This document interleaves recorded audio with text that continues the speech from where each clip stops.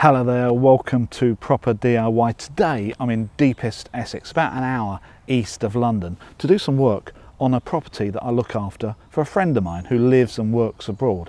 Now this is a rental property and the tenants have just moved out and there's a new set of tenants moving in tomorrow lunchtime. So I've got a 24-hour window to get in there and try to sort out any wear and tear that's happened over the last 2 years. It's not all of it, it's just like a little bit of that.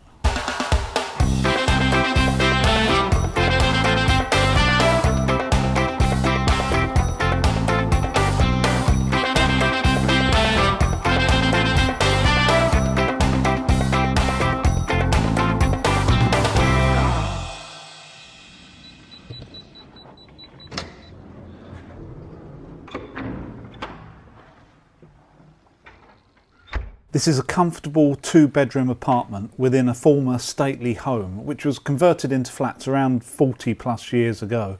So many items such as the plumbing and windows are now at least 40 years old, although most of the internals at some point or other have been updated.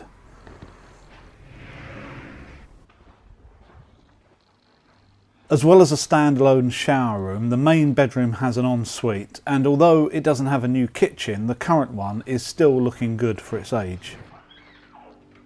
So I've had a really good look around the apartment, and actually it's in a really good condition, and it's been pretty well cleaned by the people that only moved out yesterday as well. Having said that, there is some wear and tear, and I can identify 5 things that I need to do in the next 24 hours. And they are, number 1 is these windows where the sealant is starting to flake away from the glazing here. So that needs to be taken out and replaced and then over painted to make sure that this wood is protected. Secondly as well, these shutters that were fitted a few years ago have dropped slightly and are starting to rub onto the frame here to the point that they've actually made a really quite deep indentation. So this needs to be filled and then the whole thing needs to be painted. Number 2, the showers. This shower door is starting to fall apart. That hinge needs sorting out and fixing. And also at the bottom here, the seal is actually hanging off the door, which doesn't look very good. And the second shower in this apartment has got some black mould growing on it, so that needs to be cleaned off properly. And I think both of these need new sealant between the tray and the tiles. Number 3, the lights in the living room is controlled by this dimmer. And it's one that you just touch. There's no button here, you just touch it. And it's supposed to come on. It does come on, but only for momentarily, and then it has a life of its own and it goes on and off. It isn't working as it should, and it's really temperamental. And the last tenants complained about this. So I got an electrician to quote, which was about £160.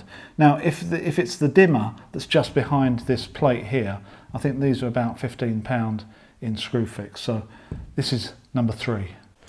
Number 4 is this little bit of trim above the fridge, which is starting to hang off. So fairly straightforward job, but I think probably best done now. And lastly, number 5 is this integrated washing machine in the kitchen. You could hardly tell it was there, could you? This broke down a couple of years ago and was replaced with new by a plumber. And I can only think that because of the waste and the water in at the back, he couldn't actually get it back into position, so he's left it like a couple of inches proud, which is pretty rubbish really.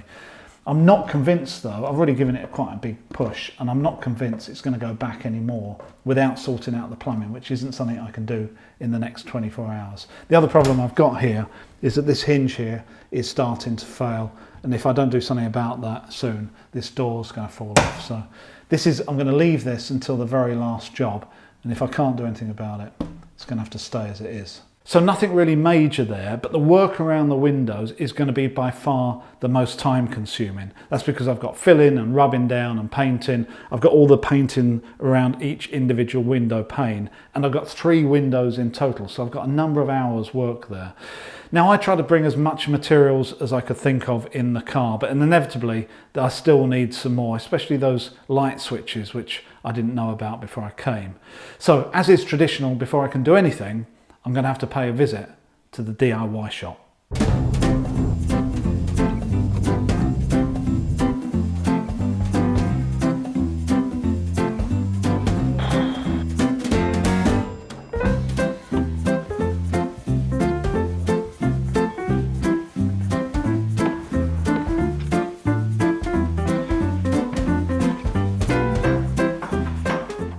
I started on one of the cleaner jobs, adjusting the louvers. These were professionally fitted, and I don't know if it's luck or foresight that these would gradually drop with age, but they were hung with the adjustment in the hinges in the lowest position, so they were easy to unscrew, pull up and retighten, which solved the problem perfectly. Wee-hee.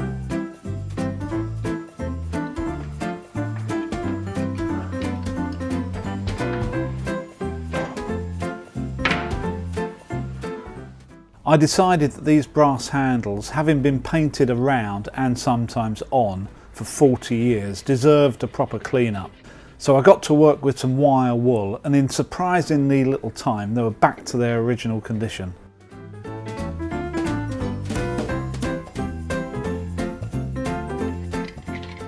Then on to the main item on the agenda, removing and resealing around the windows. To remove this old sealant, it's not difficult because a lot of it is naturally coming out already, but it does take time as there's so much of it around each pane of glass.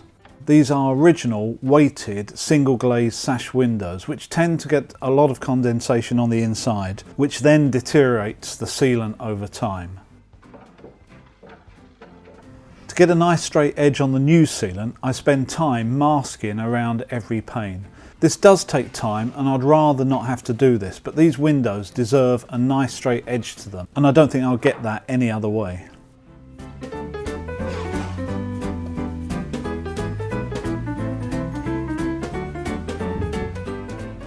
Once the main masking tape runs are done, I can use a new blade in my Stanley knife to cut the overhang in the corners.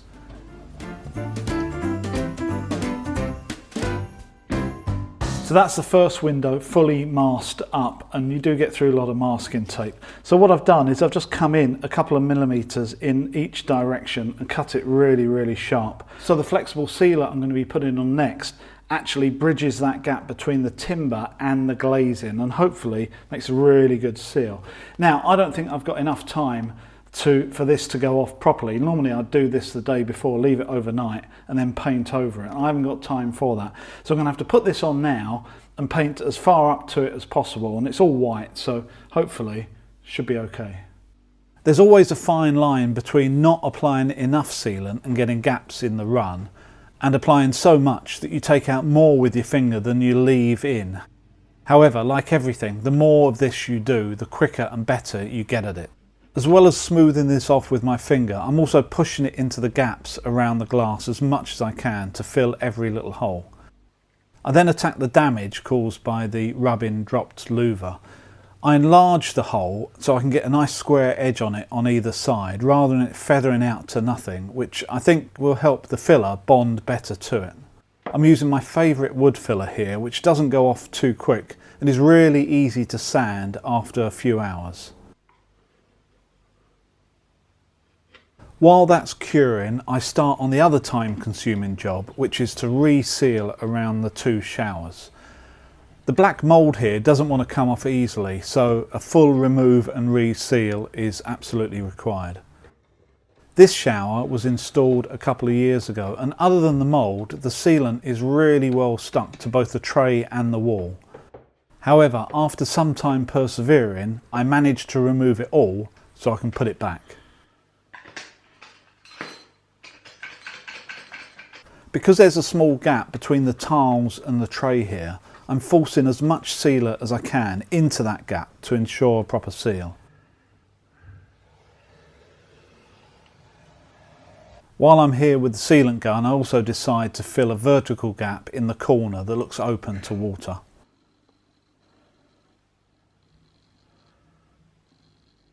So moving from water to electrics, changing this dimmer switch is a job that you're allowed to do in the UK under the building regs as a homeowner. Although I would say only if you know how the system works and you're comfortable dealing with 240 volt home electrics. I turn off the lighting circuit with the lights on, so I know when they go out I've turned off the correct breaker. Then test again with my cheap neon bulb screwdriver, which all the professionals absolutely hate, but has always worked well for me as a second backup test. As they were out of stock with the touch sensitive switch, I've gone for more of a conventional dimmer switch, which I hope also has less chance to go wrong in the future. Changing a switch like this is really a very easy and quick job if you know what you're doing. Yay!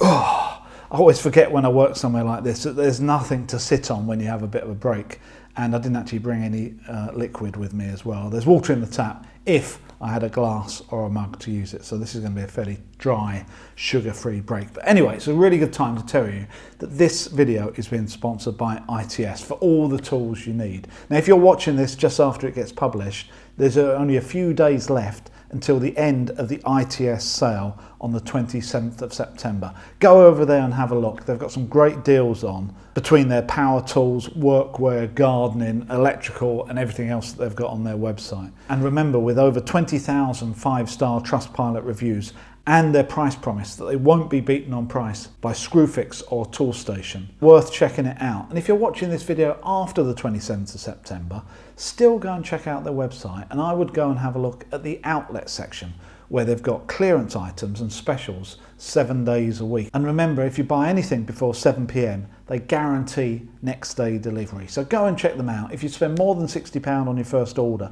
make sure you put my code in here, proper DIY, and you get sent this £30 goodie bag absolutely free.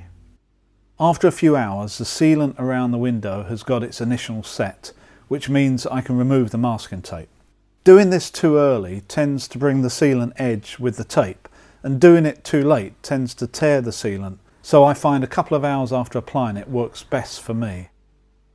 Here I'm using a water-based quick drying satin paint, which, to be honest, I really don't like compared to the traditional oil-based gloss. It doesn't have anywhere near the same ability to cover marks and blemishes, and you're also left with brush marks unlike a good gloss paint. With a new fresh sanding pad, I lightly sand the wood filler I put in earlier, making the damage invisible and ready for a coat of paint.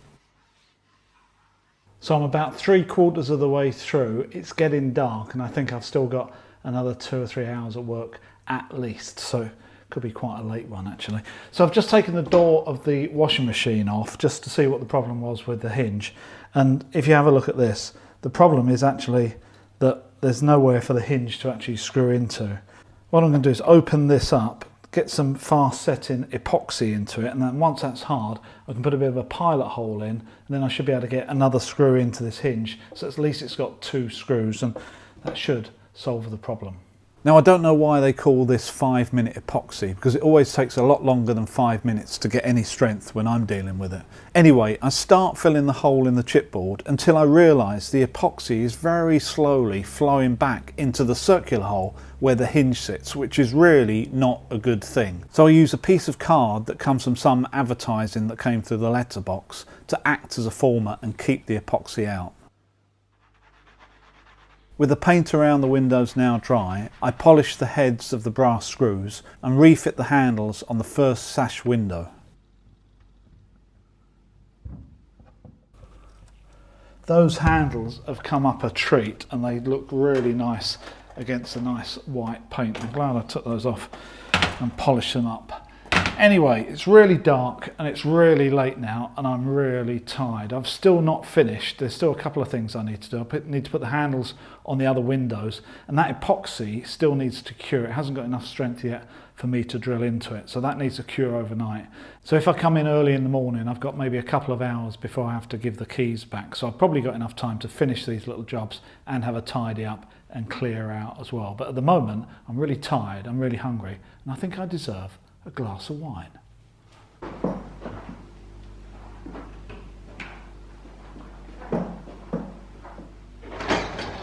It's 8 o'clock in the morning. It means I've got 2 hours left.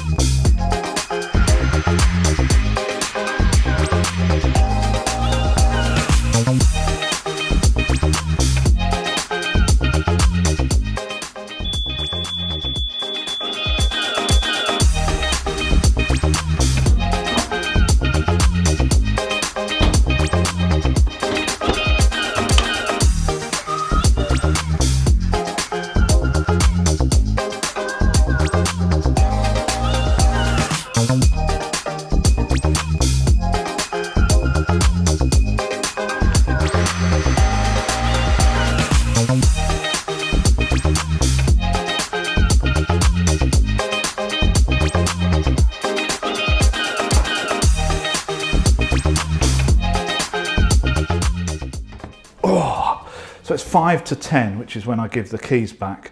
And I've just about finished everything I wanted to. The windows have been sealed, they're all tidied up. The switch has been changed. The sealant all around the shower tray is all complete. I even changed the battery in the smoke detector, which is obviously quite important. This door is absolutely solid now. That epoxy isn't going anywhere. Unfortunately, I've managed to get a mirror to the back of this washing machine, and whatever the plumber has done meant that there's no room to push this back now, which isn't very clever of him, because he should have thought about that when he installed it. So that might be a future project when I come back with the right tools and I've got a bit more time. So I hope you've enjoyed this video. If you have, please check out the other ones on my channel and please subscribe. So until, now that's what you call good timing.